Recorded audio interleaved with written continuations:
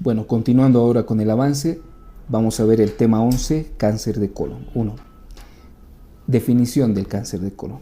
Vale destacar que este cáncer de colon es la primera neoplasia más frecuente del tubo gastrointestinal. Es más frecuente en los países del hemisferio norte.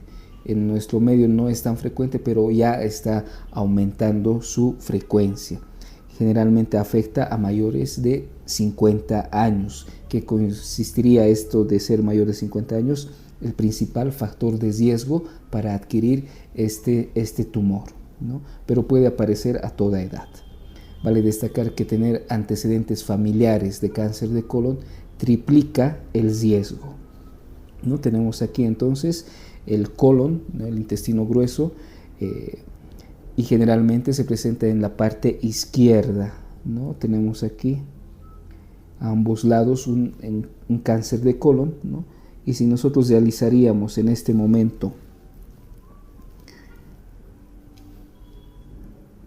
una radiografía con bario, pues podemos tener una imagen así,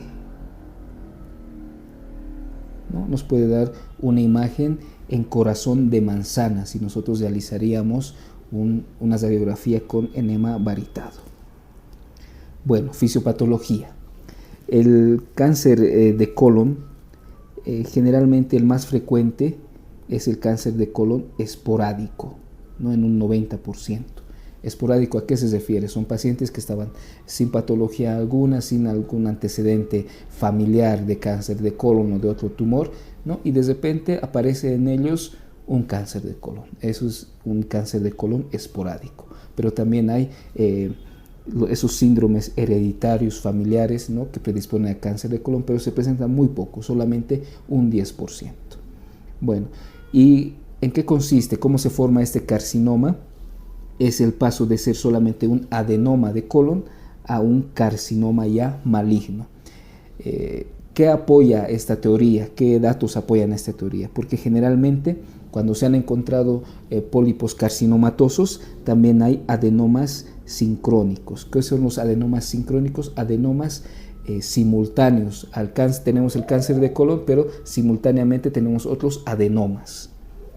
Vale destacar que también el número de pólipos adenomatosos está relacionado con el riesgo de malignización. Si son muchos pólipos adenomatosos que tenemos, hay más riesgo de malignización. Si son pocos los pólipos, menor riesgo de malignización. Un ejemplo de esto, como vamos a ver posteriormente, es la adenosis polipomatosa familiar, ¿no? Y también lo que apoya esta teoría de que un adenoma se convierte en carcinoma es que en los carcinomas, dentro de estos carcinomas también se ha encontrado tejido adenomatoso. Los pólipos mayores de 1 centímetro sí tienen mayor riesgo de malignización.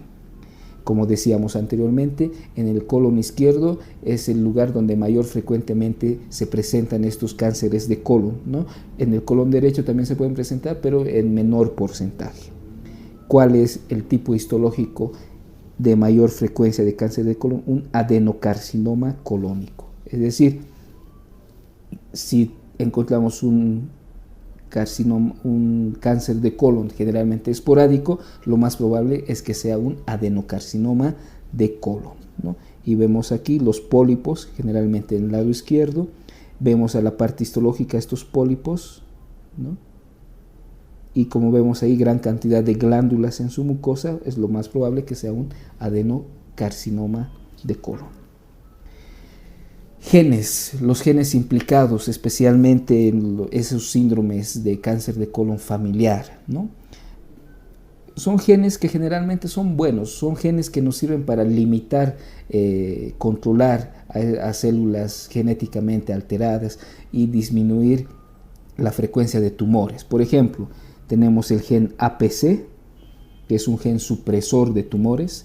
Tenemos el gen KRAS o RAS simplemente, ¿no? Que es un protooncogen que ayuda de igual manera a controlar la replicación celular.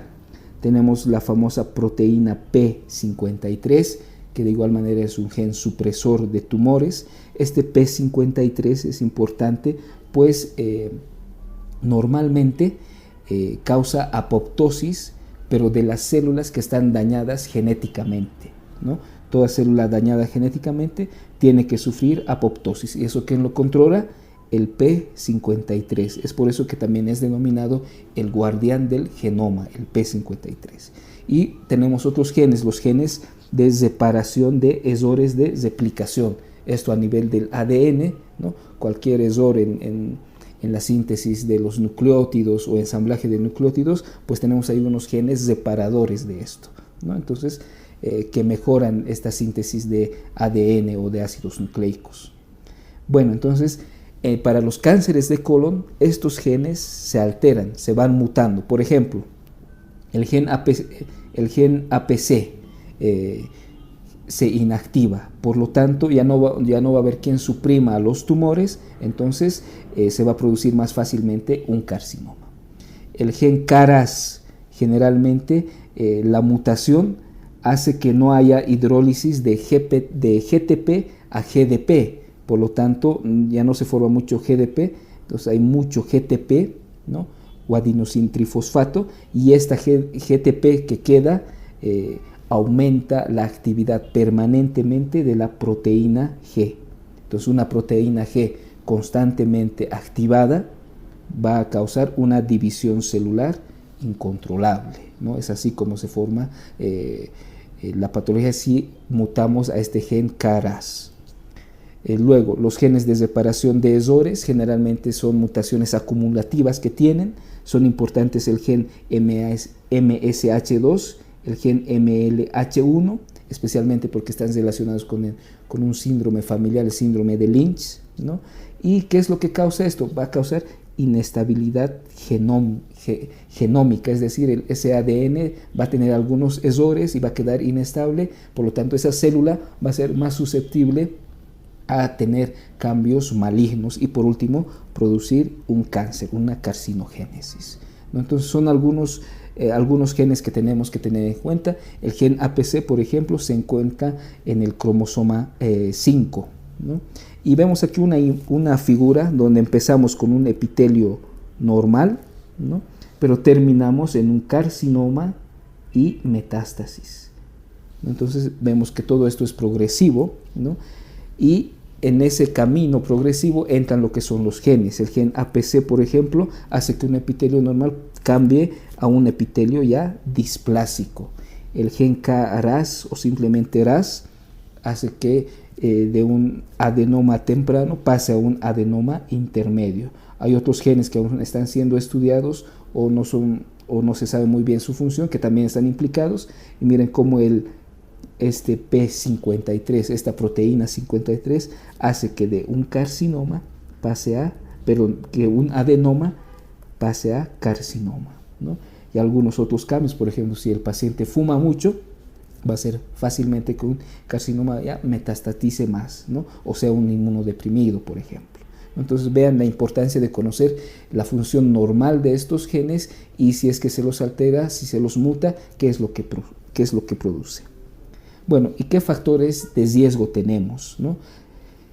El principal factor de riesgo, la edad mayor a 50 años, dieta hipercalórica, la obesidad, comer muchas carnes rojas, el aumento en la dieta de las grasas, consumo del alcohol, el tabaquismo, el sedentarismo, las enfermedades intestinales inflamatorias. ¿Cuáles son las enfermedades intestinales inflamatorias? La enfermedad de Crohn y la colitis ulcerosa. La ureterosigmoidostomía también es un factor de riesgo. Por ejemplo, un paciente que tenía un cáncer vesical, le han extirpado la vejiga urinaria. Entonces, ¿qué han hecho con los uréteres? Los han conectado al sigmoides, han hecho una ureterosigmoidostomía. Entonces, eso también predispone a un cáncer de colon. La acromegalia, en pacientes acromegálicos, ¿no? Con el tiempo hay que hacerles colonoscopias para poder detectar cánceres de colon, ¿no? Y bueno, todo lo contrario, los factores que disminuyen el riesgo de tener un cáncer de colon, es decir, factores beneficiosos. Por ejemplo, los vegetales y las frutas. ¿Por qué? Porque tienen alto contenido en vitamina C y en vitamina E, por lo tanto disminuyen la incidencia de cáncer colorectal. De igual manera, el calcio y la aspirina, el ácido acetilsalicílico, disminuye el riesgo de un adenocarcinoma colosectal. Vale destacar que la dieta rica en fibra no se ha demostrado que disminuya el riesgo. Lo que sí, las frutas y los vegetales disminuyen el riesgo, y no así la dieta rica en fibras. Anatomía patológica. Existen dos tipos de pólipos: los pólipos pediculados y los pólipos sésiles. Pólipos pediculados son aquellos como un arbolito que tienen su tallo, ¿no?, y el pólipo en la parte superior. Estos son los pólipos pediculados. Y los pólipos sésiles, ¿no?, que son como un solo levantamiento por encima de la mucosa.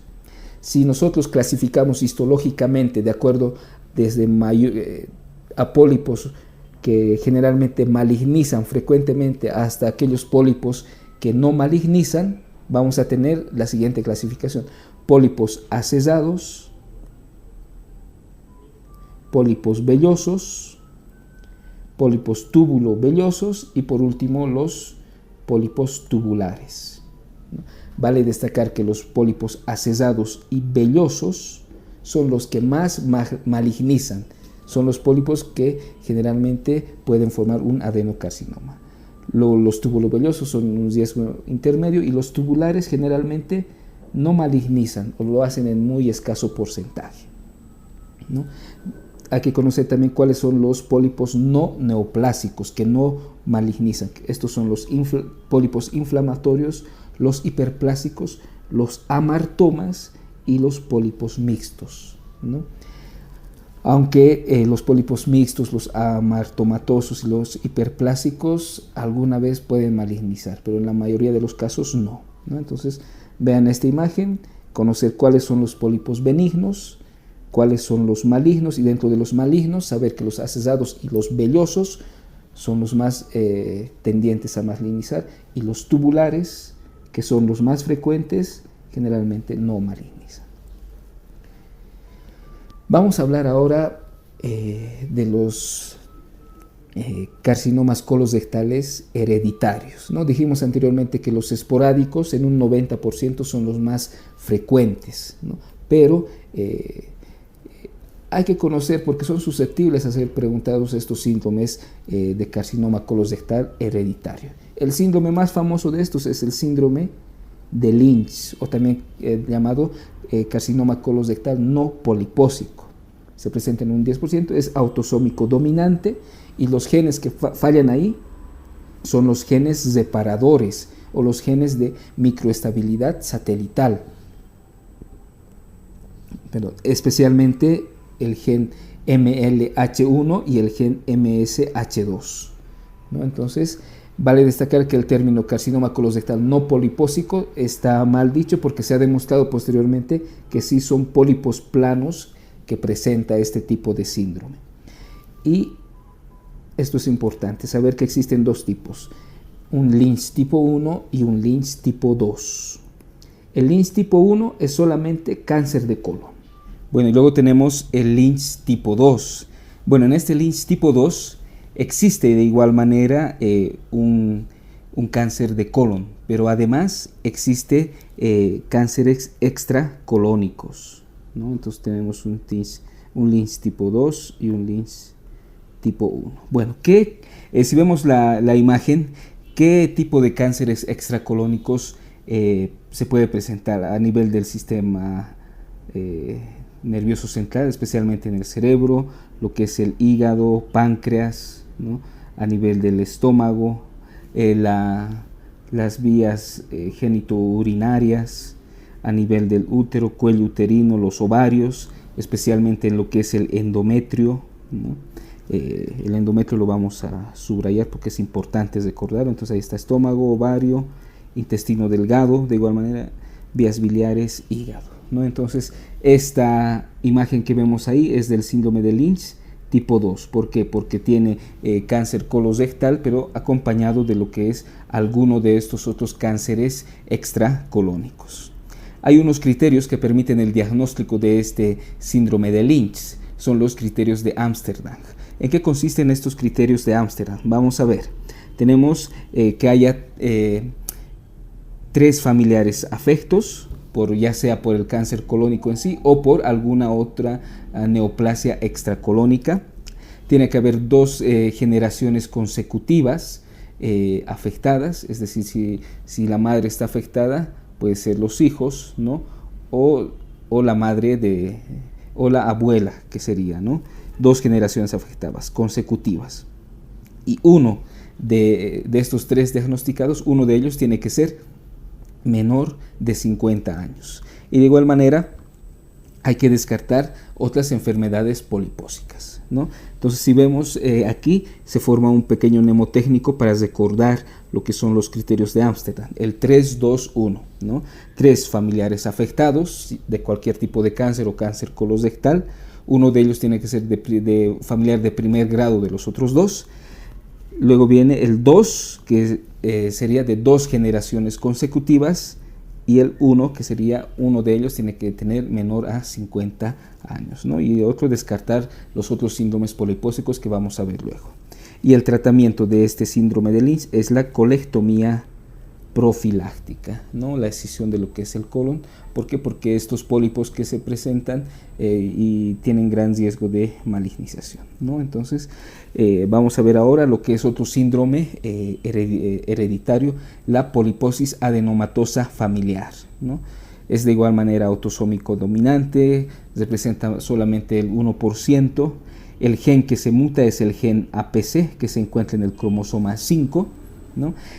Y bueno, vemos esta imagen, ¿no? Una colonoscopia de una poliposis adenomatosa familiar, ¿no? Vean que puedes contar cuántos pólipos existen aquí, infinitos, ¿no? Bueno, la poliposis adenomatosa familiar se caracteriza por eso, por presentar cientos de adenomas en el colon, cientos, miles de adenomas, una alfombra de pólipos, si vale el término, ¿no? Y lo que caracteriza también es que se presenta a edades tempranas. Estamos hablando de personas púberes, adolescentes, ¿no? Adultos jóvenes principalmente. Y vale destacar que si esta PAF, esta poliposis adenomatosa familiar, no tiene tratamiento, el 100% de estos pólipos va a llegar a malignizar, ¿no? Comprometiendo la vida del paciente.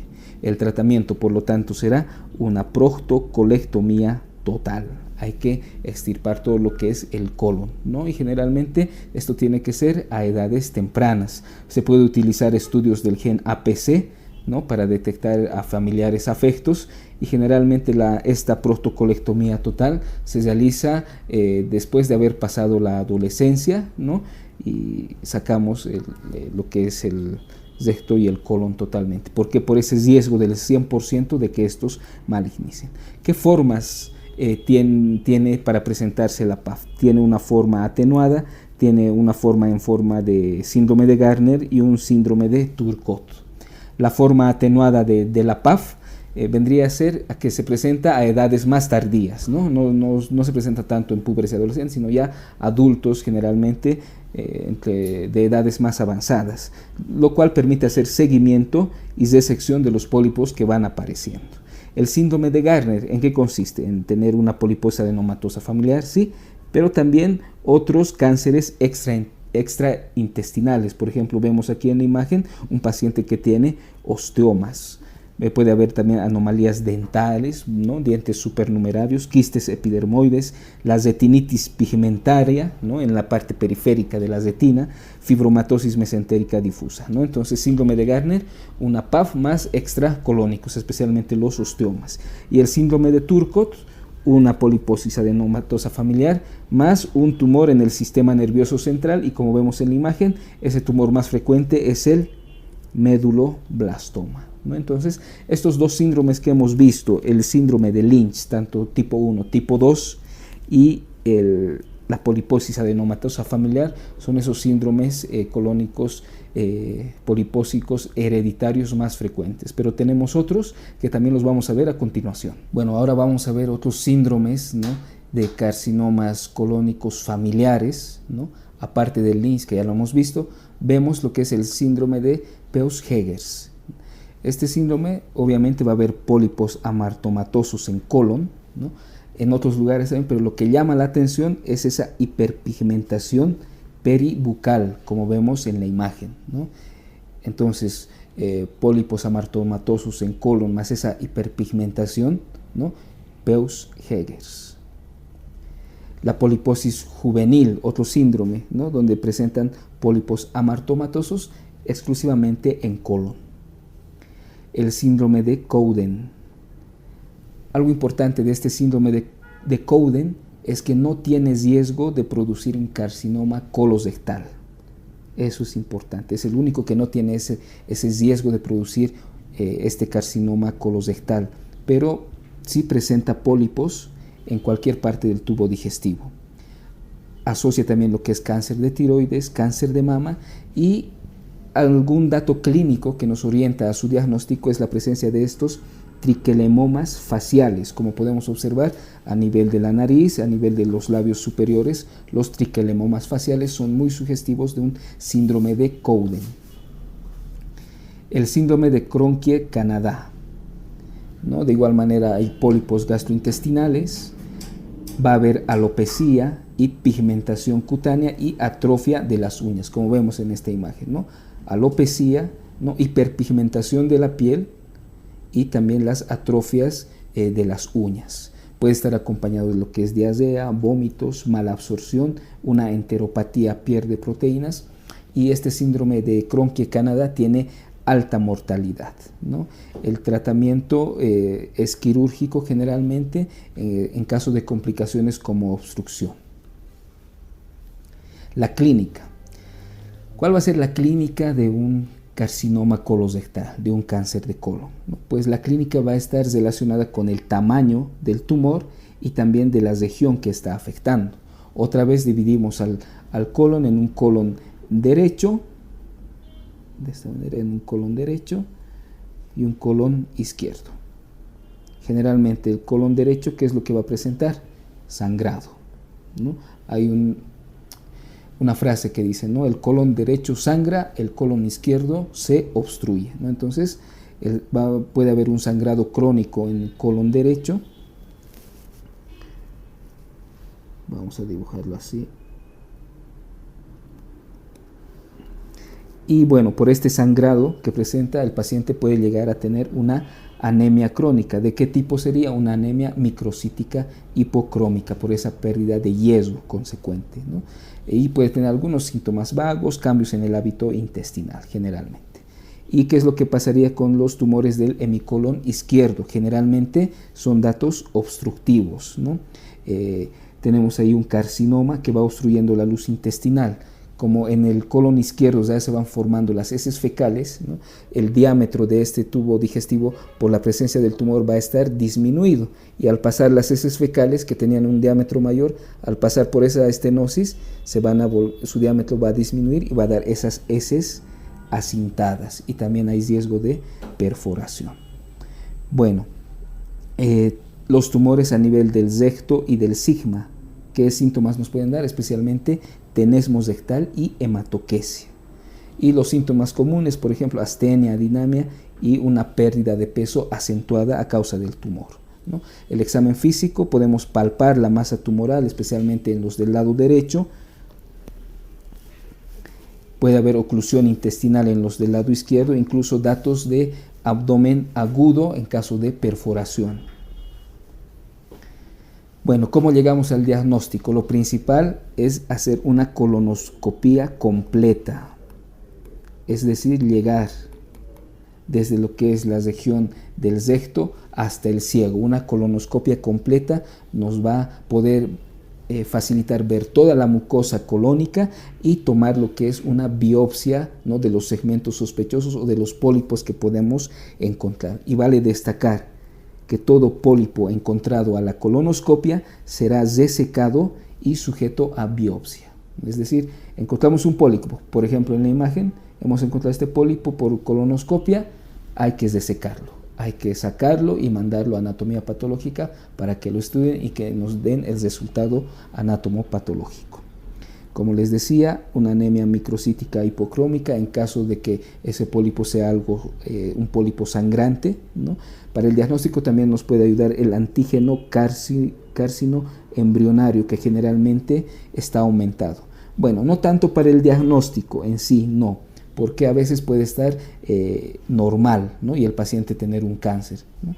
Pero más que todo, este antígeno carcioembrionario nos sirve de seguimiento, puesto que si desecamos ese pólipo, ese carcinoma, los niveles del antígeno carcinoembrionario bajan, ¿no? Entonces, al hacer el seguimiento postquirúrgico, ¿no? Si notamos que en los laboratorios vuelve a aumentar sus niveles, pues ya nos indica que puede haber una recidiva, ¿no? Entonces recordemos, el antígeno carcioembrionario no sirve para el diagnóstico, sí para el seguimiento. La tomografía, ¿para qué nos sirve la tomografía? Pues como hemos visto anteriormente en otros tumores, para la extensión local, locus-regional y ver si hay metástasis en otros órganos, es decir, para la extensión del tumor. La radiografía de tórax nos puede servir para descartar metástasis pulmonares, la tomografía por emisión de positrones de igual manera para ver si hay metástasis en otros lugares, ¿no? Difíciles de sospechar. Bueno, el cribado, el screening, el cribado del cáncer de colon, ¿no? Para el cribado vamos a tener dos tipos de pacientes. Pacientes que no tienen antecedentes de riesgo para cáncer colosrectal y otros pacientes que sí tienen antecedentes, especialmente antecedentes familiares y de riesgo para el carcinoma colosrectal. Bueno, entonces empezamos por que generalmente es el más frecuente, porque como dijimos, estos tipos de cánceres, el carcinoma colosrectal se da esporádicamente en aquellos pacientes que no tienen ni antecedentes, generalmente han estado sanos, no presentan otros tumores, ni antecedentes familiares, nada. Entonces en este tipo de pacientes se puede realizar un cribado. ¿En qué va a consistir esto? En la colonoscopia, pero generalmente después de los 50 años, ¿no? Y si la colonoscopia sale negativa, pues se hará otra nueva colonoscopia de screening a los 10 años después, ¿no? Bueno, y si no tenemos colonoscopia, pues podemos hacer tacto rectal, sigmoidoscopia y, esto es importante, un estudio de sangre oculta en heces, ¿no? Que es un estudio laboratorial, ¿no? Es más, muchos empiezan por lo que es la sangre oculta en heces y si es positiva, pues ya estaría indicada la colonoscopia, ¿no? Pero de manera rigurosa, como cribado, en estos pacientes que no tienen factores de riesgo, la colonoscopia está indicada a partir de los 50 años. ¿Y qué es lo que sucede en aquellos pacientes que sí tienen familiares que han tenido cáncer de colon, ¿no? El tío, el abuelo, la abuela han tenido cáncer de colon? En estos pacientes se indica colonoscopia de screening a partir de los 40 años y de ahí en adelante cada 3 o cada 5 años, ¿no? Para detectar precozmente la formación de pólipos, de adenomas y detectarlos tempranamente. Bueno, ¿y cuál vendría a ser el diagnóstico diferencial de un cáncer de colon? La enfermedad de Crohn transmural, donde la pared se engrosa tanto que puede aparentar un tumor. Las diverticulitis del colon derecho, de igual manera, son un diagnóstico diferencial. Estadificación. Hablar de la estadificación es hablar del TNM de los cánceres de colon. Para la estadificación preoperatoria, antes de la cirugía, lo que más nos va a servir va a ser la tomografía axial computarizada. Y en el postoperatorio, ¿no? Después de haber sacado la pieza, ¿no? También hay que valorar su TNM, por lo tanto se enviará a los servicios de anatomía patológica toda la pieza operatoria y también mínimo unos 14 ganglios que estén sospechosos alrededor de la pieza que hemos sacado quirúrgicamente. ¿Por qué? Porque los ganglios afectados, es decir, la afección ganglionar, es decir, que el tumor ya haya comprometido ganglios, es el factor pronóstico más importante para estos pacientes, ¿no? Tenemos aquí un TNM, si lo vemos rápidamente, el TIS es un tumor in situ, el T1 ya invade su mucosa, el T2 muscular, el T3 muscular subserosa, tejidos pericólicos, perisectales, y T4 ya invade directamente otros órganos o perfora el peritoneo, ¿no? Entonces, son características de la T, ¿no? De esta estadificación. Los ganglios, N0 no hay metástasis a ganglios. N1 hasta 3 ganglios ya están afectados, N2 hasta 4 o más ganglios y N3 ya es metástasis a cualquier ganglio o a un tronco vascular, ¿no? Y la M de metástasis, ¿no? M0 no hay metástasis y M1 ya hay presencia de metástasis a distancia. Con esta clasificación TNM que se realiza mediante TAG, mediante anatomía patológica, estudio de los ganglios, etc., se pueden encontrar los siguientes estadios. Una etapa 0, que corresponde a un tumor in situ, ¿no? Con este tumor in situ, pero tiene riesgo de displasia de alto grado, ¿ya? Corresponde a un N0, M0. La etapa 1 o estadio 1 corresponde ya a un pólipo maligno y está formado por un T1, N0, M0, eso ya nos indica un pólipo maligno. Las etapas 1 y 2, los estadios 1 y 2 ya es un carcinoma localizado. Ahí el T puede ir T1, T2 o T3, N0, M0. La etapa 3, el estadio 3 ya nos indica metástasis a ganglios linfáticos. Para eso nos sirve cualquier N. Como ya hay metástasis a los ganglios linfáticos, será N1 y M0. Y la etapa o estadio 4, ya hay metástasis a distancia. Cualquier N y un M1, metástasis a distancia, ¿no? Entonces son las etapas que se obtienen por esta clasificación TNM. Bueno, hablamos un poco del tratamiento. ¿Cuál va a ser el objetivo del tratamiento? Pues extirpar el tumor. Ese es el tratamiento, el objetivo del tratamiento, extirpar el tumor y sacar los linfáticos y vasos adyacentes a este, ¿no? Extirpación del tumor más extirpación de su aporte linfovascular. Bueno, y generalmente si es un tumor que infiltra ya otros órganos vecinos, generalmente se saca el colon afecto, pero también hay que sacar los órganos adyacentes que están siendo comprometidos y esto se denomina resección en bloque, ¿no? Se saca en bloque todos esos tejidos afectos. Si ya no es posible operar, ya no es posible extirpar el tumor mediante vía quirúrgica, se realizará un tratamiento paliativo, ¿no?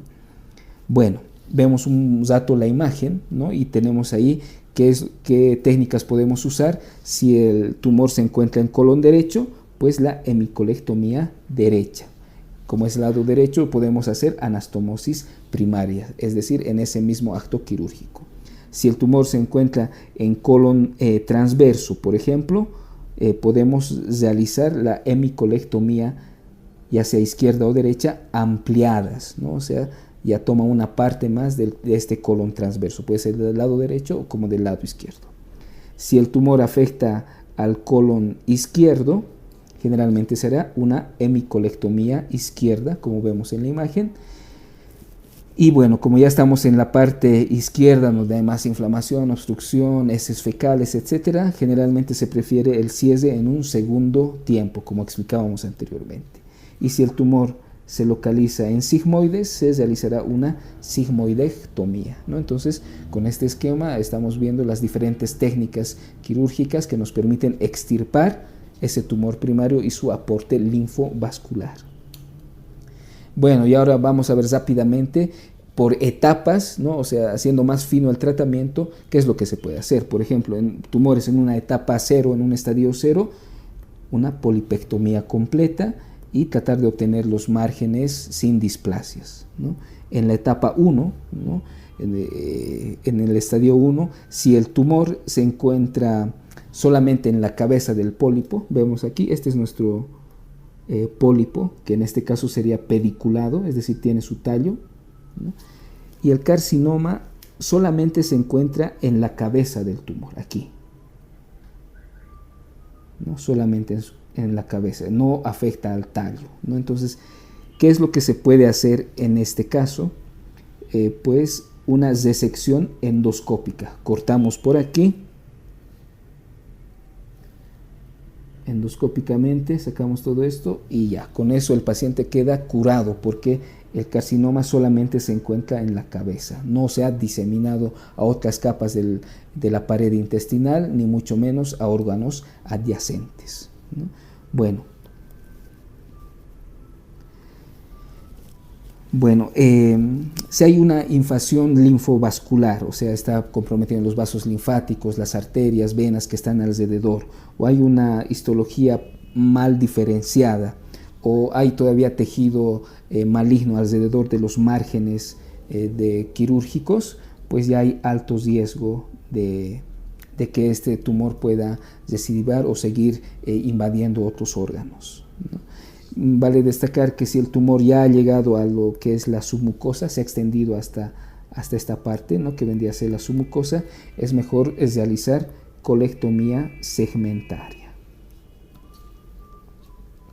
Las etapas 1 y 2, ¿no?, generalmente remiten con la resección quirúrgica, ¿no?, pero hay cierto porcentaje que después de la cirugía incluso puede llegar a fallecer por el cáncer de colon en sí. Por lo tanto, en estas etapas siempre se prefiere que la cirugía, que esta resección quirúrgica, esté acompañada por una quimioterapia coadyuvante, es decir, en el mismo momento, especialmente en pacientes jóvenes y que tengan una histología de alto riesgo.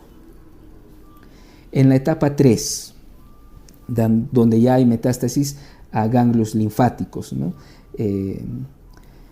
pues la afección ganglionar ya nos indica un riesgo elevado de recurrencia, ¿no? Por lo tanto, lo que se prefiere aquí es la quimioterapia coadyuvante, es decir, en el mismo momento de la acompañante de la cirugía, dar terapia con quimioterápicos, ¿no? El más utilizado es el 5-fluoruracilo, también tenemos otros, pero este es el principal, ¿no? Con esto disminuye mucho las recurrencias y aumenta en cierto grado la supervivencia. Hay otros fármacos prometedores nuevos, capecitabina, irinotecan, oxiplatino, inhibidores de la angiogénesis y alguna inmunoterapia. Y algo importante, algo nuevo de igual manera, es el estudio del gen RAS, ¿no? El gen RAS, si es que no está mutado, si no hay mutación de este gen, es decir, se encuentra en su forma silvestre, se puede dar fármacos antirreceptores del factor de crecimiento epidérmico, especialmente cuáles, el cetuximab y el panitumumab, ¿no? Entonces, si no está mutado el gen RAS y el paciente tiene un cáncer de colon, podemos dar cetuximab y panitumumab dentro del tratamiento de estos pacientes. Y tenemos el estadio 4, donde ya hay metástasis, donde la supervivencia ya es mínima, ¿no? Y generalmente las metástasis más frecuentes son a hígado, ¿no?, a hígado. Y se ha comprobado que sacando quirúrgicamente esas metástasis hay un aumento de la supervivencia. Claro que estas metastasectomías que se pueden realizar tienen que ir acompañadas de quimioterapia coadyuvante. Y el resto de casos que no puede realizarse estos procedimientos, ya se optará por las terapias paliativas. Bueno, eso sería entonces un resumen de este tema relacionado con el carcinoma colorectal. Espero les sirva para su estudio.